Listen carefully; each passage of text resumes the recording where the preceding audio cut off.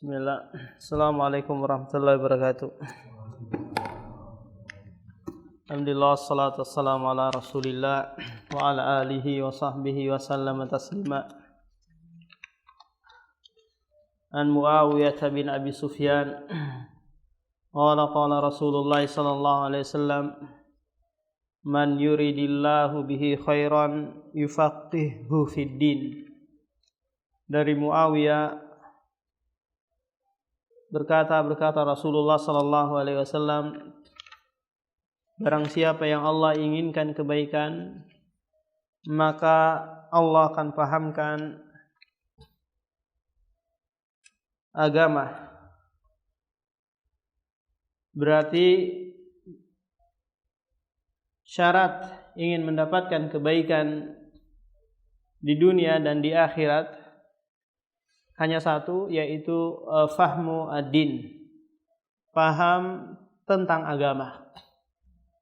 Karena agama Islam tidaklah datang kecuali untuk kemaslahatan dan menjauhkan segala kemudaratan.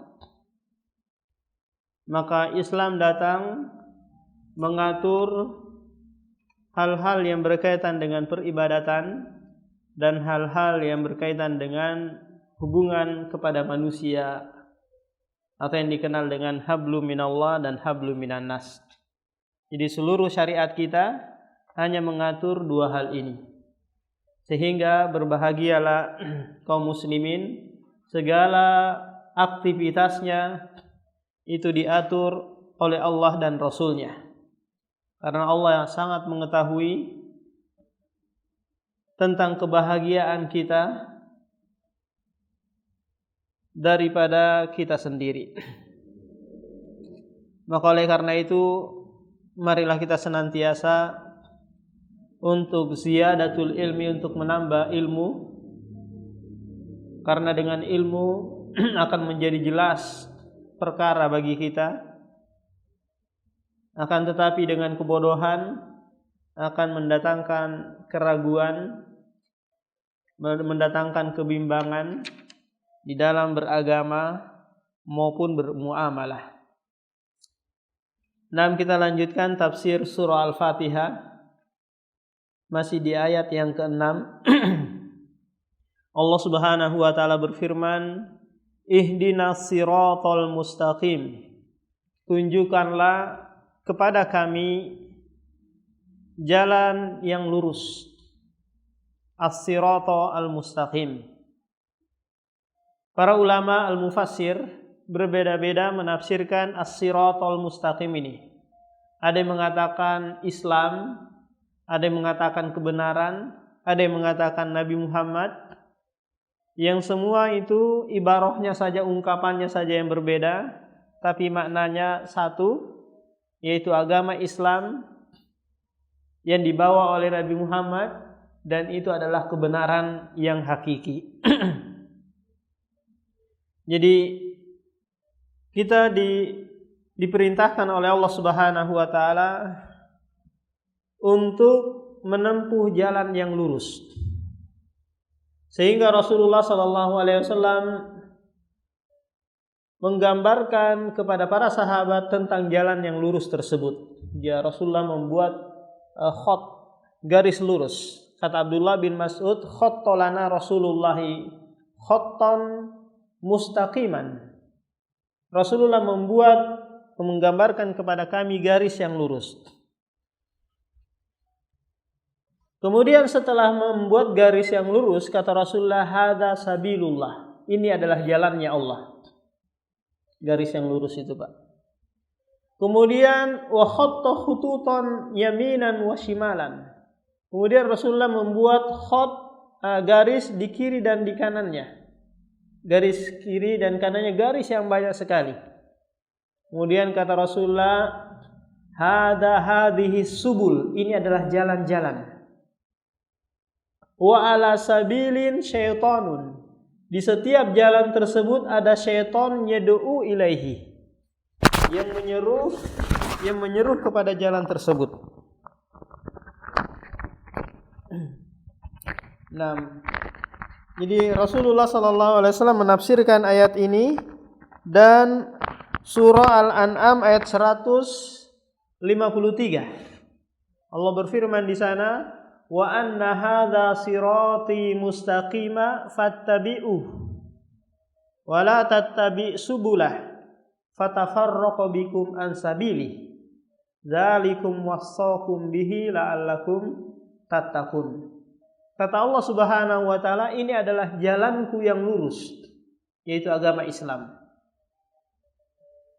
Wala tattabi' subula, dan janganlah engkau mengikuti jalan-jalan yang banyak, niscaya mereka akan memecah belah kamu, memecah belah kalian. Siratal mustaqim adalah Islam.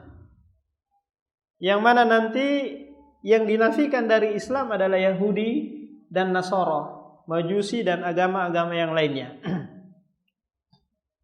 Akan tetapi di dalam Islam sendiri itu banyak kelompok-kelompok yang setiap kelompok yang menyimpang itu ada sifat Yahudi dan Nasara padanya. Ada sifat apa? Yahudi dan Nasara padanya. Kita tahu semua bahwa Rasulullah telah menyebutkan kepada kita tentang iftiraq, bahwa umat ini, umat Islam terpecah menjadi salah satu wasab'ina firqah, menjadi 73 kelompok. Dan 70 dalam bilangan bahasa Arab itu Pak menunjukkan kasr, menunjukkan banyak. Tapi tidak menunjukkan pembatasan hanya 73 saja. Nah, di dalam Islam sendiri terjadi perpecahan, perselisihan yang banyak.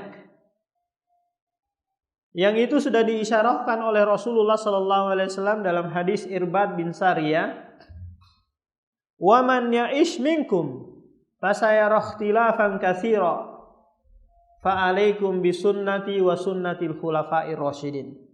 Barang siapa yang hidup setelah meninggalku nanti, maka pasti akan melihat perselisihan yang banyak. Apakah Rasulullah membiarkan begitu saja? Enggak. Tapi solusi atau keluar dari permasalahan perselisihan yang banyak itu, kata Rasulullah, fa'alaikum bisunnati, hendaknya kalian berpegang teguh dengan sunnah, agama Islam. Wa sunnatil khulafa'ir rasyidin, dan sunnahnya orang-orang khulafa, penggantiku yang telah mendapatkan petunjuk dari kalangan sahabat Abu Bakar, Umar, Utsman dan Ali. Addu 'alaiha bin nawajid, gigitlah atau peganglah erat-erat dengan gigi geraham kalian. Ini pasti Pak. Sehingga setelah meninggalnya Nabi, banyak sekali perpecahan. Ada muncul namanya Qadariyah, Jahmiyah, kemudian Mu'tazilah, Rawafidah, dan kelompok-kelompok ini nanti berpecah lagi menjadi banyak. Rawafidah saja, Syiah Rawafidah itu terpecah menjadi 300 lebih. Belum lagi Jahmiyahnya, Qadariyahnya, Mu'tazilahnya. Belum lagi Khawarijnya. Di zaman Utsman bin Affan muncul Khawarij yang menuduh Utsman tidak berlaku adil, nepotisme, hanya mementingkan keluarga saja, sehingga mereka mengepung Utsman dan membunuhnya, menusuknya dari belakang dengan tusukan yang banyak, sehingga Utsman mati dalam keadaan berpuasa, ditusuk oleh orang-orang Khawarij. Benarlah sabda Rasulullah bahwa Islam akan terpecah menjadi banyak sekali, dan cukuplah siksaan bagi mereka itu Pak, kelompok-kelompok itu adalah kullu hizbin bima ladaihim farihun. Setiap kelompok itu bangga dengan apa yang ada pada kelompoknya. Ini siksaan yang sangat berat ini Pak. Kenapa dikatakan siksaan? Karena dia susah untuk menerima yang lain. Dia merasa saya yang paling benar. Saya adalah ahlu sunnah wal jamaah. Saya adalah ya sesuai dengan yang diinginkan oleh Allah dan Rasulnya. Semua iddia, semua mengaku, tidak satu pun dari kelompok-kelompok yang ada itu mengaku bukan Islam. Sampai ada kelompok di Jawa sana yang dia sholat sambil telanjang, yang dia sholat mementingkan zakat wajib, sholat belum wajib. Nah, jadi semua kelompok-kelompok itu mengaku ahlu sunnah, mengaku berada di atas kebenaran. Akan tetapi yang menjadi ukuran kebenaran adalah apa yang sesuai, apa yang mencocoki dengan Al-Quran dan hadis ala fahmis sahabat, sesuai dengan pemahaman sahabat.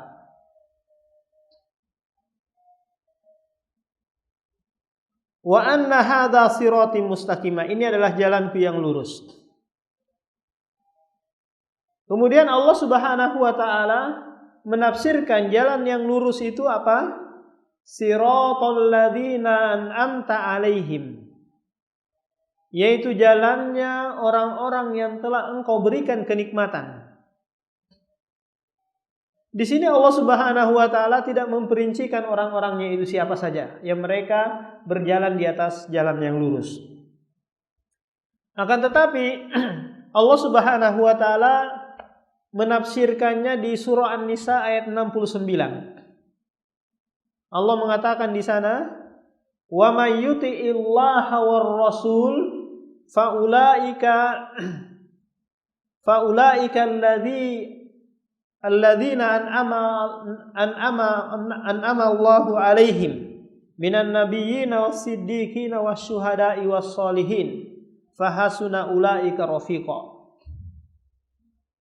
Dan barang siapa yang mentaati Allah dan Rasulnya, maka mereka itu adalah orang-orang yang telah diberikan kenikmatan oleh Allah dari kalangan Nabi, Rasul, Siddiq, syuhada, orang-orang soleh, orang-orang syuhada, dan orang-orang yang soleh.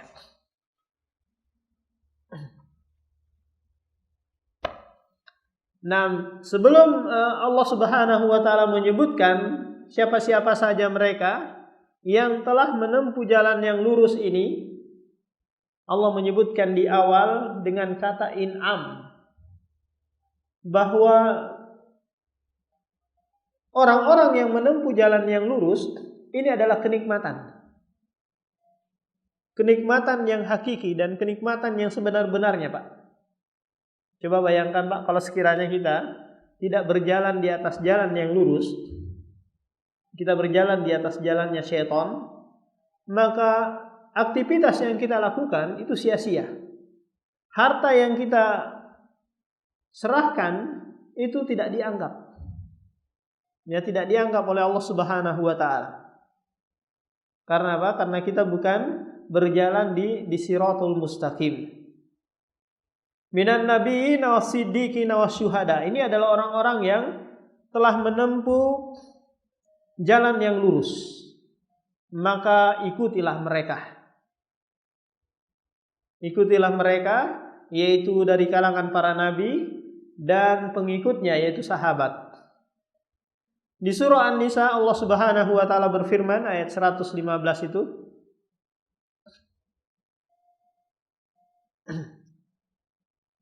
"Wa may yushakikir rasul", barang siapa yang menyelisihi Rasul, padahal telah jelas baginya kebenaran dan tidak mengikuti jalannya orang-orang mukmin, yaitu sahabat, maka nuwallihi, kami akan palingkan kemana dia berpaling, wa nuslihi jahannam, dan kami akan masukkan ke dalam neraka jahannam, wa sa'at masira, dan itu adalah seburuk-buruk tempat kembali. Jadi kesimpulannya bahwa kalau Anda ingin berjalan di atas sirat al-mustaqim, jalan yang lurus, maka syaratnya adalah mengikuti Nabi dan mengikuti sahabat. Mengikuti Nabi dan mengikuti sahabat. Karena mereka adalah orang-orang yang telah diridhoi karena mereka adalah orang-orang yang telah mempraktekkan Islam dengan seutuhnya, dengan sebenar-benarnya. Sehingga apa-apa saja yang menjadi agama di zaman mereka, di zaman sahabat, menjadi agama pula di zaman kita ini. Itu menjadi patokan dan ukurannya. Apa-apa saja yang tidak menjadi agama pada waktu itu, maka tidak menjadi agama pula saat ini, meskipun orang menganggapnya baik. Ghairil maghdubi alaihim waladdallin. Bukan ya jalannya orang yang dimurkai, dan bukan pula jalannya orang yang sesat. Rasulullah sallallahu alaihi wasallam menyebutkan dalam hadis Adi bin Hatim, beliau mengatakan al-yahudu wan nasara wa in kana al-ghadabu alaihim jami'an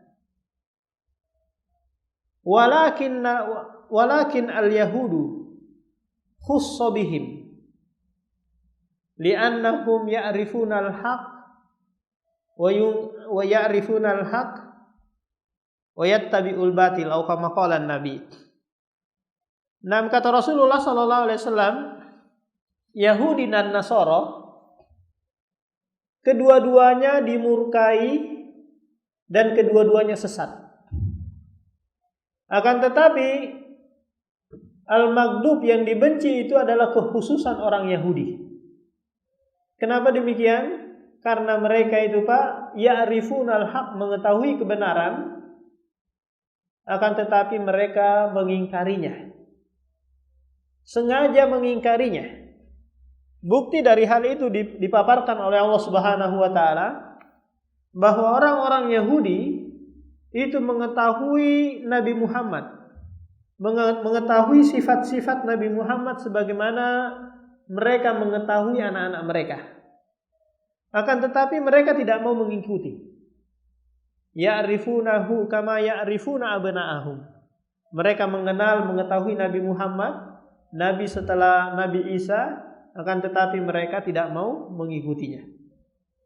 Sifat yang seperti ini, mengetahui kebenaran tapi tidak mau mengamalkannya, banyak juga di kalangan kaum muslimin. Mereka sudah mengenal dalil-dalil, mereka sudah mengamalkan, tapi masih mengedepankan hawa nafsunya, masih mengedepankan sifat malunya, sifat sombongnya dan yang lainnya, sehingga tidak mau mengamalkan ajaran Islam, ajaran yang dibawa oleh Rasulullah. Nah, An-Nasara, orang-orang Nasrani adalah mereka al-jahalah, orang-orang yang bodoh, yang mereka beribadah tanpa dasar ilmu.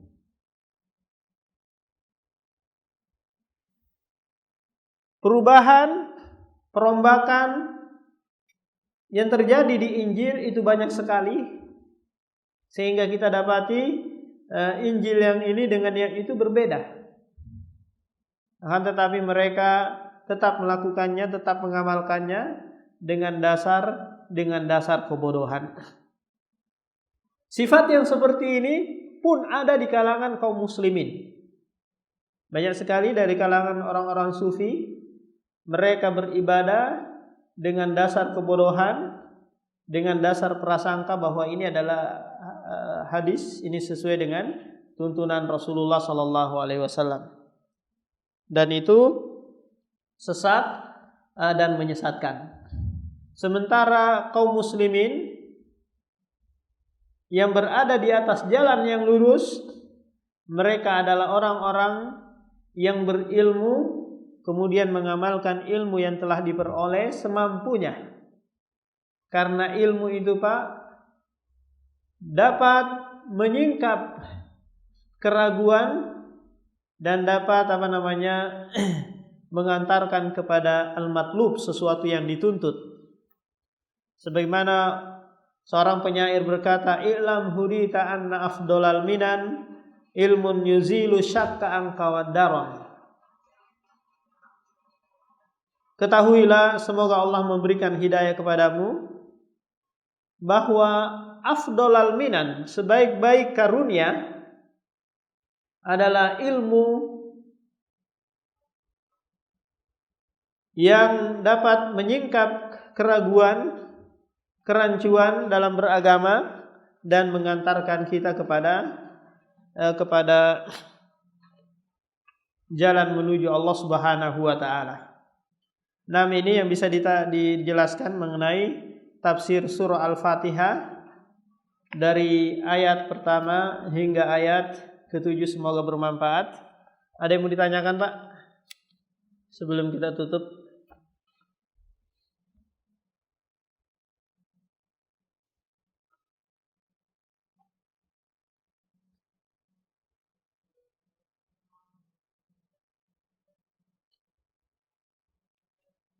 Nah, kalau tidak ada, kita cukupkan. Subhanakallahumma wa bihamdika, asyhadu an la ilaha illa anta, astaghfiruka wa atubu ilaik.